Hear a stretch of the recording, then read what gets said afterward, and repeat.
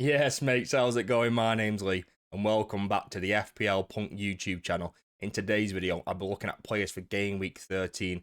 These include transfer targets you might want to buy, out-of-form players you might want to sell, and even some players you should wait on before making a final decision. If you're new to the channel, please subscribe down below for more FPL content. Anyway, let's rock and roll. Be strong.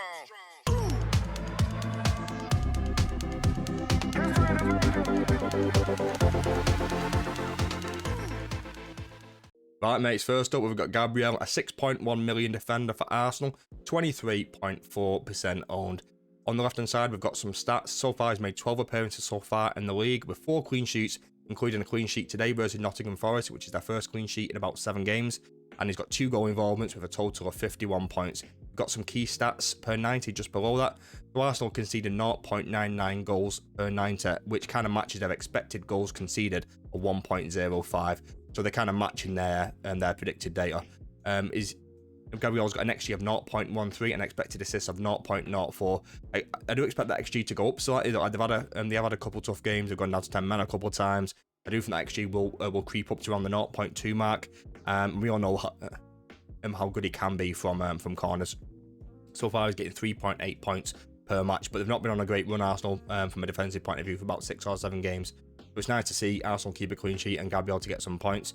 Arsenal have got some really good kind of short, medium fixtures moving forward. So I really like Gabriel and Arsenal defenders to buy, and they're very much on my radar. I brought Gabriel in last week. I think if you've already got Gabriel, I think taking a look at someone like a Saliba to go alongside that. I don't know who's going to play besides that. Like, it could be Owen Timber, and if you want to take a gamble on someone like a Timber who's 5.5 million, or you think Calafiori's kind of nailed and completely fit, and he's going to play left back, but he's valued about 5.8 million. But obviously they've still got Zinchenko. Thomas Partey has also played right back a couple of times, so there are options there. But I do think Ben White is going to be injured and he's going to be out for the next 4 or 5 game weeks for sure. So I think either of those might be decent options, like if you want to go a little bit cheaper, but they just feel a bit too risky for me, and I think going for Gabriel and Saliba just feel like the safe options.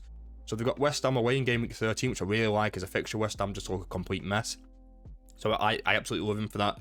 Man United at home in Game Week 14. We don't know how we're going to react. We don't know how Hamren's going to set up, if they're going to be good defensively, good going forward. We don't know these things yet. So I think Man United at home in Game Week 14 is also a good fixture, but probably from both defensive and attacking point of view, because United might be all over the place adapting to a new system, and Arsenal could be able to expose that.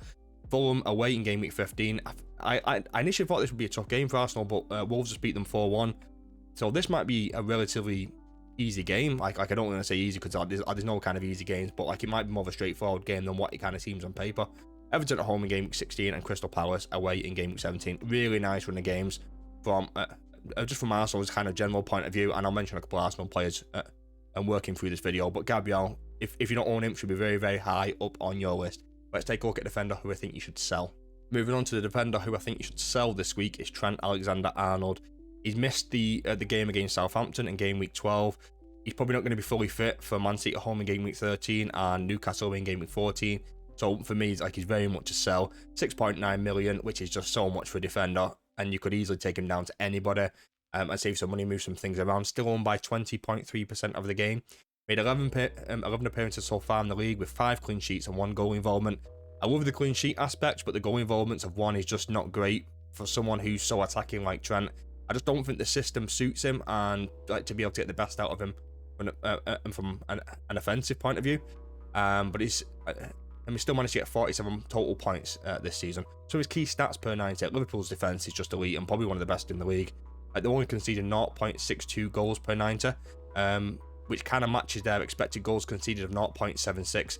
They're close enough where you could probably say, yeah, that's kind of about right. His XG is very, very low at 0.04, but his expected assist per 90 is still decent at 0.31. So I would have thought Trent might have had a couple more assists at this point in the season. I think if Trent would have had 3 or 4 or 5 assists by this point in the season, and he's on maybe 70 points or so, that's probably a bit unrealistic. But kind of looking on that kind of region, then I could maybe think about keeping him throughout this run until he gets fit. But he's just not doing it from an attacking point of view, and you could easily go somewhere like a Canate, who's kind of matching that output or even go sideways from like a Van Dijk, who's, although 6.3, like he's still cheaper than a Trent. So for me, like, it makes no sense keeping Trent right now, like, especially if he's not going to be fit for that Man City game and that Newcastle away game, especially when they've got a decent deputy right back in Connor Bradley. So for me, is like, it's such an easy sell. Like, I think even game week 15, Everton away, and Everton are going to put up a fight. Like, this is the last Merseyside derby at Goodison Park, so Everton are going to be right up for that, and I don't think you can count them out even getting a result from the game. I think that's going to be a really tough game. Fulham kind of hit and miss right now. Like, Fulham could put performance, and then they've got Tottenham away, game week 17. We're currently 2-0 against Man City. Like, we don't know what kind of Spurs are going to perform at that point. So for me, right now, Trent Alexander-Arnold is a very, very easy sell. So I was going to discuss Man United assets just kind of individually, but I just kind of paint them all with the same brush. And for me, they're very much a wait and kind of see right now. Like, we don't know how Amarin's going to set up. We don't know who's going to play. We don't know what formation he's going to play. We don't know who's going to perform well. I think the only one you could maybe trust in, like in this one at all, is Bruno, because we've got kind of previous that he's kind of hit those high marks. But I think if you don't own Bruno, I wouldn't bring him in for game week 13. I'd wait till at least game week 17, game week 18, and you can kind of see how we're going to perform from game week 13 to game week 16. Kind of see playing against some relatively easier teams in the likes of Everton and Forest at home, which should be a decent game for us, and then looking at two really hard sides of Arsenal away in game week 14 and Man City away in game week 16. So I think the likes of Onana, De Ligt, Dalot, even Garnacho on there, like, we don't know where Garnacho is going to play, like whether he's going to play in behind the forwards or whether he's going to play left wing back or right wing back. We don't really know. I think the only one that I would take a gamble on or even risk bringing in is Bruno Fernandes. Like, it'd be really interesting to see how we do line up. I do expect it to be like a 3-4-2-1 kind of thing, with two very, very high wing backs. Like, we don't know who's going to play in either one of those. Like, I really hope that he gives, like, we've got a really good academy player called Harry Amas. I hope Harry Amas plays left wing back, and I'd probably go Mazraoui right wing back. So I think even Dalot might miss out. I think De Ligt, if he's fit, is going to be pretty nailed playing at the back. But yeah, I'm not 100% sure if Garnacho's going to play. We don't know if Bruno's going to play behind the forwards or whether he's going to play quite deep. We have seen him play quite deep a few times, and he's got that kind of quarterback kind of range of passing. We're really interested to see how the likes of Højlund and Xerxes get on, because if Xerxes can replicate the likes of Gyökeres kind of form, I think he's got the build and the physicality and the kind of profile of play that Amarin likes.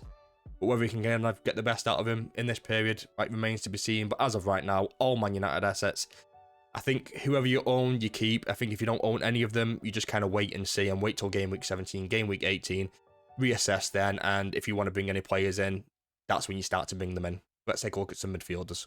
The first midfielder I want to take a look at is Bukayo Saka, 10.1 million, 34% owned. Got a goal and assist again today against Forest. He's just an absolute machine. Always yellow flagged, always injured, but he's still somehow, like, he just plays every single week. He's just like the walking wounded, man. He's like the walking dead. He just plays every single week and just keeps chugging along, just keeps doing what he's doing. He's an absolute machine, class player, and he's very, very much high up on the on the buy side of things. I think if you can get to him in one or two moves, would I take a hit to bring him in? Probably not, but I really like him for both the short-term and medium-term fixtures. 11 appearances so far in the league, 4 goals, 8 assists, 75 points in total. His key stats per 90 are just crazy. He's getting 3.93 shots per 90. Over the last 2 or 3 games, like, he's getting something like 7 or 8 shots per game, so which is just insane. So he's very, like, I think he's getting back to his attacking best. I think the likes of Odegaard being back and kind of freeing him up to kind of drift more inside just helps Saka massively. He's still getting like a crazy amount of key passes with 3.39 key passes per 90. His XG and XA probably aren't great. XG is 0.3 and his expected assist is 0.4, but that's still 0.7 expected goal involvements per 90. So you can call it 70% at the time. There's a chance that he might return in the game. So far, he's getting 6.5 points per game. And I love him. He's just class. We've got some fixtures down at the bottom. So game week 13, West Ham away, and he's predicted to get 5.3 points in that one. Man United at home in game week 14. Like I said, like, it depends how we play, and if he does play the likes of Harry Amas or we've only really got bit right-footed fullbacks. So if he does play the likes of Dalot or Mazraoui, like is Saka going to take him on the outside? That would be a really interesting game. Like he has played pretty well against us in the past, scored a couple of bangers against us in the past as well. So this could be a good game for Saka in that one, where he's predicted to get 7.3 points. Fulham away in game week 15, Everton at home in game week 16, and Crystal Palace away in game week 17. I think it might be hard for people to get there without selling the likes of Palmer, Salah, Heung-min Son. I think it's going to be hard to kind of maneuver around and get enough money to get to him. But I think if you can get to him, I think this might be the power play for the short term for sure. But yeah, Bukayo Saka very, very high on the buy list. Let's take a look at another midfielder. Moving on to the next midfielder, and I feel like I've been banging the Brian Mbeumo drum for absolutely weeks and weeks, but I think it might finally be over in terms of his good fixtures and his decent form is kind of coming to an end as well. Brentford midfielder, 7.9 million, 41.3% owned, and that's a very justifiable percentage of ownership. He's just absolutely class. And I think for me, particularly for game week 13, I think if you own him, you just wait. I would not go in and buy Brian Mbeumo right now. He's put up some decent numbers over the course of the season. 12 appearances, 8 goals, 1 assist, total of 79 points. Just below that, I've got his season data on the left-hand side, and then his last 3 appearances on the right-hand side. So his XG per 90 over the course of the season has been 0.36 XG per 90. Over his last 3 appearances, that has dropped massively to 0.07. I don't know why that kind of is. Like he's playing very, very far wide, and he's playing that kind of a more traditional winger kind of role. But he's just not getting involved at all, which I just do not like from an FPL point of view. His expected assist per 90 throughout the course of the season has been 0.24. Over his last 3 appearances, again, that has also dropped to 0.13. Brentford are still scoring goals. He's just not getting involved. And so for me, it might be kind of wait, get Leicester out the way, maybe even get Villa out the way, and then maybe start thinking about selling in game week 15, 16. That might be a bit kind of reactionary on that point, because I do think he's class, and I think if you can hold him, I think he will prove to be valuable over the longer term. But for me, if he's just not cutting it, and if the stats don't suggest he's cutting it, then it might be time to kind of cut all ties with Brian Mbeumo, which kind of pains me to say, because I just think he's quality. So things aren't clicking right now. Like I said, he's got Leicester at home in game week 13, great fixture. If you've got him, you play him, of course. He's predicted to get 4.6 points. You look at his predicted points, like he's still predicted to get good points over every single game, but we just don't know how he's going to play. And for that, I just don't like it. Aston Villa away game week 14, still predicted to get 4.7 points. Newcastle at home game week 15, tough game once again. Chelsea away game week 16, Chelsea playing well and they're playing right now, scoring a lot of goals. Didn't keep a clean sheet today. They conceded a last minute penalty, but like we don't know if they're going to improve defensively and moving forward. Nottingham Forest at home, I think it's going to be a really, really tough game. Don't know how that one's going to go as well. So there's a lot of uncertainty right now. If you don't own him, do not buy him right now. Even with that Leicester at home fixture, I just wouldn't do it. I'd wait until later on in the season, because even after game week 17, Brentford have still got a few more tough games after this as well. So I just wouldn't do it personally. So for me, Brian Mbeumo, very much a wait and see. Is what it is. If you haven't got him, I think you've missed the boat, unfortunately. Let's take a look at the first forward, Chris Wood, 6.6 million, 23.6% owned. And similar to Brian Mbeumo, I feel like I've been banging the drum for quite a long time with Chris Wood, but similar to Brentford, the fixtures do get a little bit worse from game week 14 moving onwards. And the reason why I think he's a wait and see, he's got Ipswich at home in game week 13, and I think if there's any inclination that he is going to start in that game, you have to play him. I think if we do get any kind of leaks, any kind of information that he's not going to start the Ipswich at home game, similar to the Arsenal game just gone where Awoniyi started, then I think Chris Wood is probably leaning more on the sell side as well. And I'll take a look at some cheaper options later on in the video as well. But like, he's been an absolute man-possessed this season. 11 games, 8 goals, no assists, 68 points so far. Key stats per 90, he's getting 2.11 shots per 90. Not great, but he's just been so clinical. He's been so lethal, and he's kind of got a whole kind of range of goals. Like, he scored a couple actually decent goals, or he's kind of tapping it in. He's getting some headers in, and he's bullying some defenders. There's been some mistakes there because of his presence. He's kind of got all sorts of kind of goals in there. He's he's not getting a lot of key passes away, but that's not Chris Wood's game. That's not Nottingham Forest kind of style of play, and they're kind of matching the way Chris Wood wants to play, and they're kind of getting the best out of him. Like, he's getting an XG of 0.44 per 90. Like his expected assist is kind of pointless because that's not his game once again. Still getting 6.2 points per match so far. Ipswich home game with 13, great game, predicted to get 6.8 points in there. Then Man City away in 14, Man United away in 15, Aston Villa at home in game week 16, and Brentford away in game week 17. And they've got another tough game. They've got another couple tough games after that as well. So I think you wait for game week 13. Hopefully we get some information, whether that's Nuno Espirito Santo coming out and saying, yep, he's going to 100% start this game because Awani didn't kind of perform against Arsenal. And then we just kind of need to see what happens from there. Like the issue is that there's some strikers that have got and that have got a decent game in game week 13. So like he might be on the chopping block for some people, but for me that probably doesn't need to sell. I think I'll keep him for game week 13. Maybe look to sell in game week 14, 15, something like that. But similar to Brian Mbeumo, I think if you don't own him, do not bring him in. But if you've got him, just kind of keep him at least for game week 13, see how he does, and then reassess moving forward. Next up, we've got Matthias Cunha, 6.8 million forward for Wolves, 11.6% owned so far. I brought him in a few weeks ago now, and I think if you don't own him, he should be very, very high up on your shopping list. He's just class. He scored a couple really, really good goals today.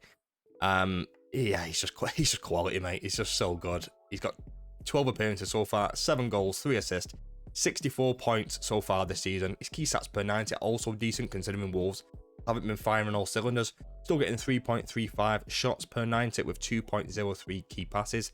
He's got an XG of 0.3 and expected assists of 0.23. And he's so high on the baseline BPS that when he gets any kind of return, like he's going to get bonus points. And that's just why I love him as a forward. So far he's getting 6 points per match. And he's got a great run of games. Like they've got a really nice run of games now. I think it's just a very, very easy buy. Like if you're looking to sell anybody, moving someone like a Matthias Cunha at 6.8 million, like he's really affordable as well. At Bournemouth at home in game week 13, predicted to get 5.6 points. Everton away in game week 14, West Ham away in game week 15, Ipswich at home and Leicester away in 16 and 17. Really, really nice run of games.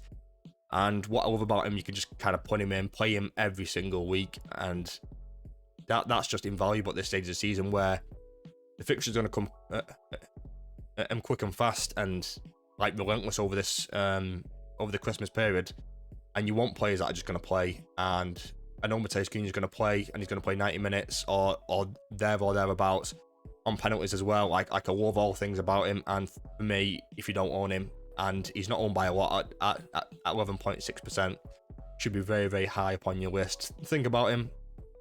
Don't even think about it. Bring him in, mate. Like, what am I saying? Think about it. Don't think. Buy. Next up, we've got Nicholas Jackson, Chelsea forward, 7.9 million, 18% owned. And for me, he's very much a kind of wait and see right now. And I know he's been in good form and he's playing really well. And he got a goal and assist again today. But he's on 4 yellow cards. I think if you bring him in for game week 13 at home to Villa, and he gets a yellow card and he misses that game week 14 game against Southampton, like you'll be kicking yourself.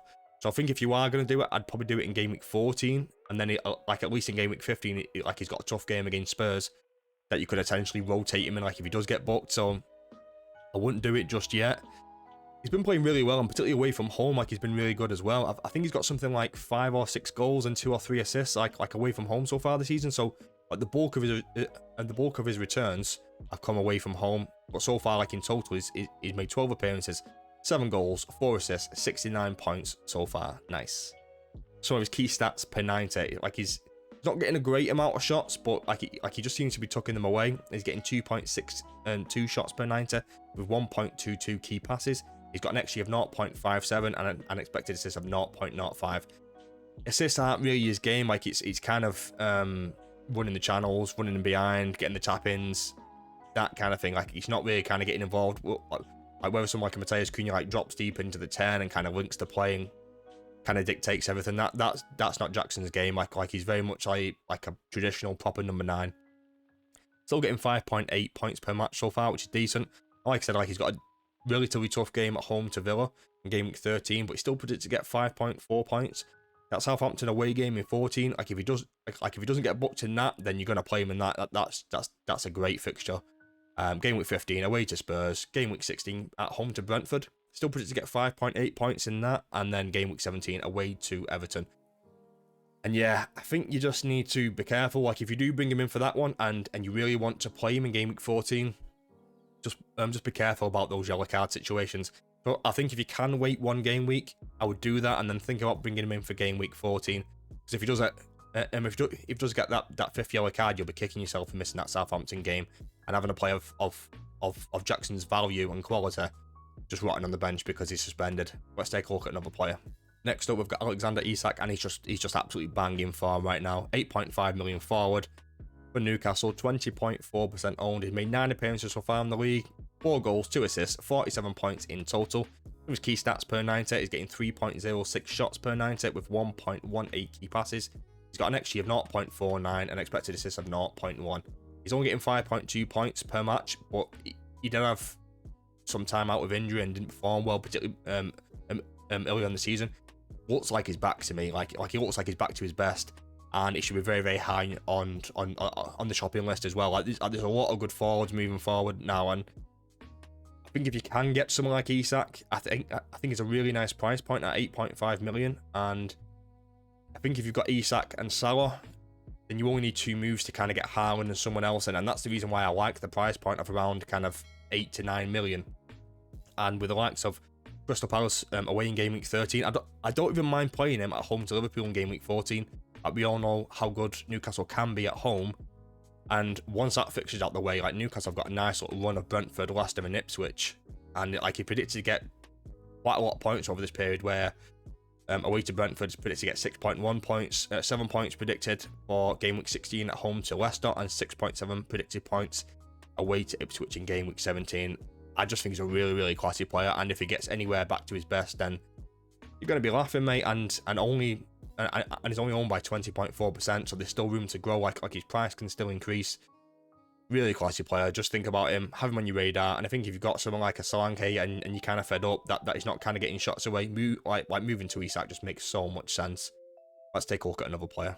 Last but not least, Joao Pedro. Brighton forward, 5.5 million, 9.9% owned, and yeah, I know I know I'm telling you to go and buy all of these forwards, but I think the 3-4-3 is the formation to look at moving forward. So I think if you can load up on good quality forwards, that's going to be the plan moving forward. Like at least for me anyway. And Joao Pedro is just class again, mate. Like, he's been out of injury, come back, got another goal and assist, it's absolutely flying. He's just a really, really quality player.